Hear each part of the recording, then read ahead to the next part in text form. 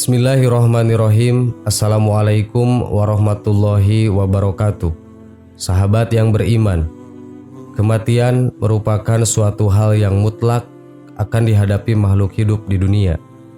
Kematian seseorang merupakan rahasia Allah. Namun bila telah digariskan waktunya, siapapun, kapanpun dan dimanapun kematian akan tetap menjemput. Sebagaimana firman Allah Subhanahu wa Ta'ala berikut ini.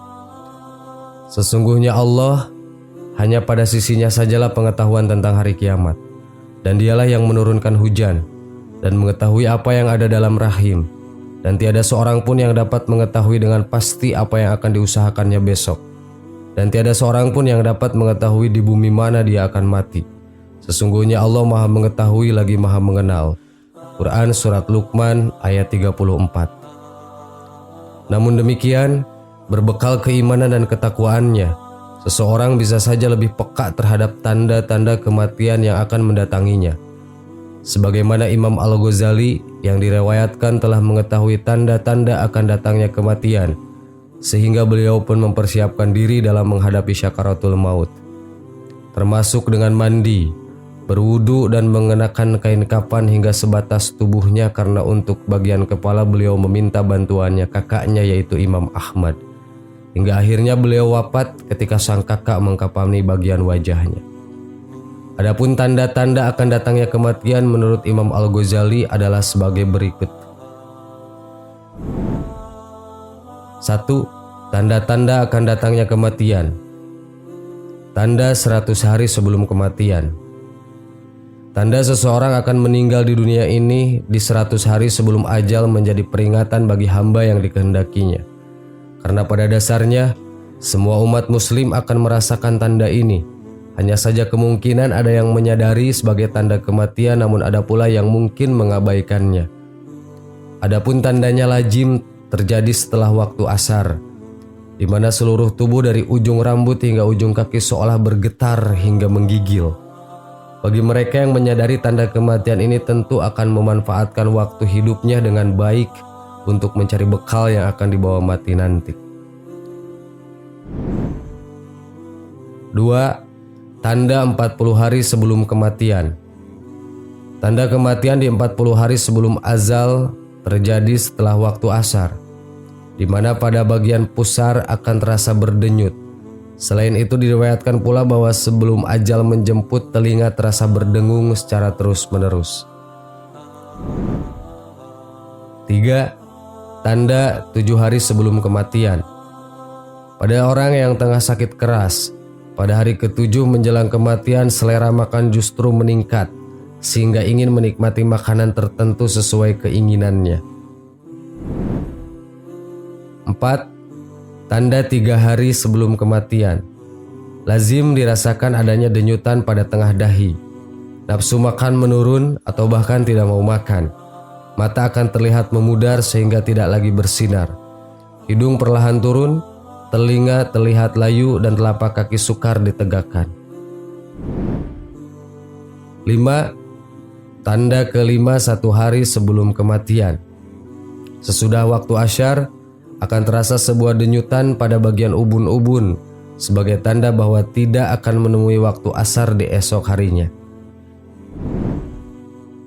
6. Tanda akhir saat kematian telah datang. Akan terasa dingin di bagian pusar hingga turun ke pinggang, selanjutnya menjalar naik ke bagian halkum. Sehingga harus senantiasa berzikir dan mengucapkan kalimat syahadat secara terus-menerus sampai malaikat maut menghampiri dan menjemput ruh untuk kembali kepada Allah yang memilikinya.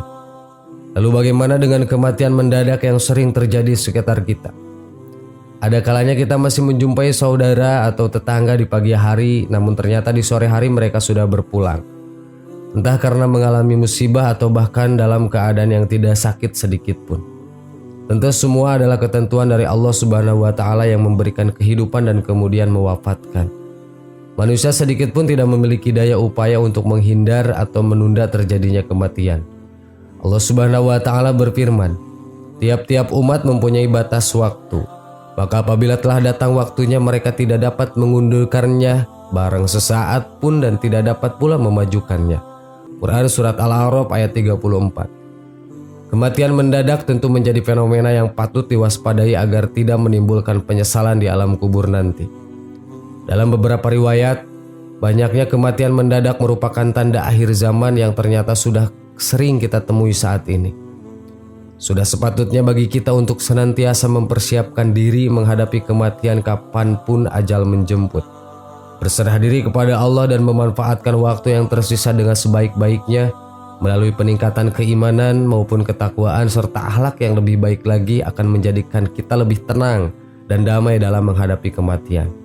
Dari Ibnu Mas'ud radhiyallahu an, Rasulullah shallallahu alaihi wasallam bersabda, "Kematian mendadak adalah keringanan terhadap seorang mukmin dan siksaan yang membawa penyesalan terhadap orang-orang kafir." Hadis riwayat At-Tabrani.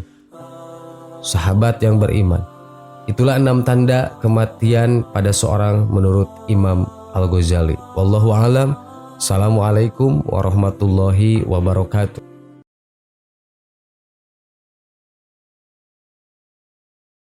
Bismillahirrahmanirrahim. Assalamualaikum warahmatullahi wabarakatuh.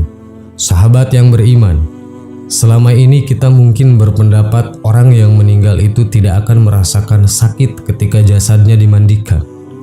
Padahal saat dimandikan tersebut, mayit tersebut menjerit. Diceritakan oleh Aisyah, ketika itu ia tengah menunggu suaminya Rasulullah kembali ke rumah. Ia mengucapkan salam dan kemudian berdiri untuk menyambut sang Nabi kecintaan Allah tersebut. "Duduklah di tempatmu, tidak usah berdiri, wahai Ummul Mukminin," begitu ucap Rasulullah. Rasulullah kemudian turut duduk bersama Aisyah dan kemudian meletakkan kepalanya di pangkuan istrinya tersebut. Aisyah lantas mencari uban pada jenggot Rasulullah dan menemukan 19 helai rambut yang sudah memutih. Aisyah kemudian berpikir dalam hatinya, "Sesungguhnya baginda akan meninggalkan dunia ini sebelum aku, sehingga tetaplah satu umat yang ditinggalkan oleh nabinya." Maka ia pun menangis, sehingga mengalir air matanya jatuh menitis pada wajah baginda Rasulullah. Sadar terkena tetesan air mata istrinya, Rasulullah pun kemudian terbangun dari tidurnya. "Wahai Ummul Mukminin, apa yang membuatmu menangis?" tutur Rasulullah. Aisyah kemudian menceritakan apa yang ia rasakan setelah melihat uban-uban Rasulullah tersebut. "Tahukah kamu, kondisi apakah yang paling menyusahkan bagi mayit?" kata Rasulullah. "Tidak ada kondisi yang paling menyusahkan atas diri mayit dari saat keluar dari rumahnya, anak-anak yang ditinggalkan berada di belakangnya serta menangisinya," kata Rasulullah. "Itu memang menyakitkan, tapi masih ada lagi yang jalan pedih dari itu," sahut Rasulullah.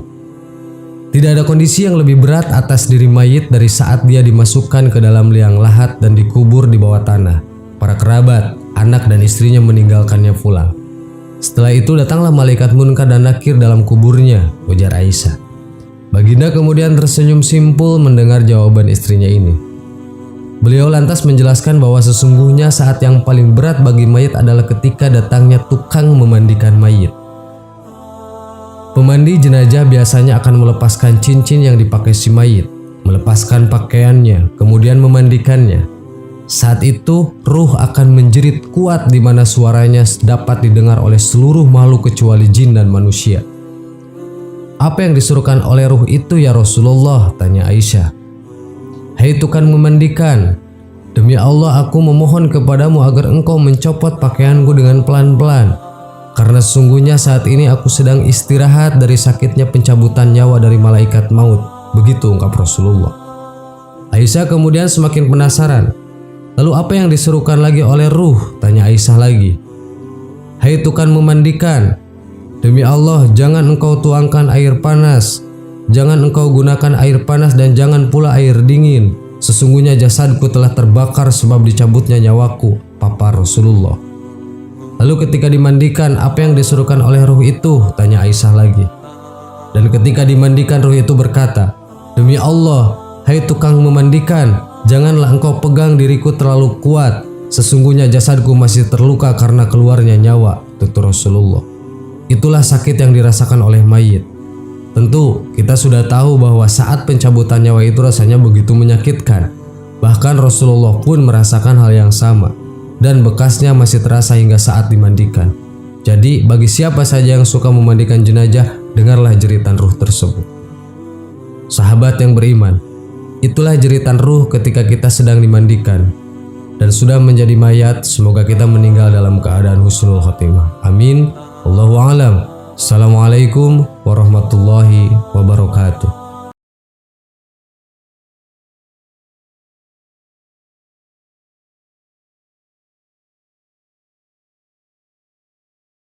Subhanallah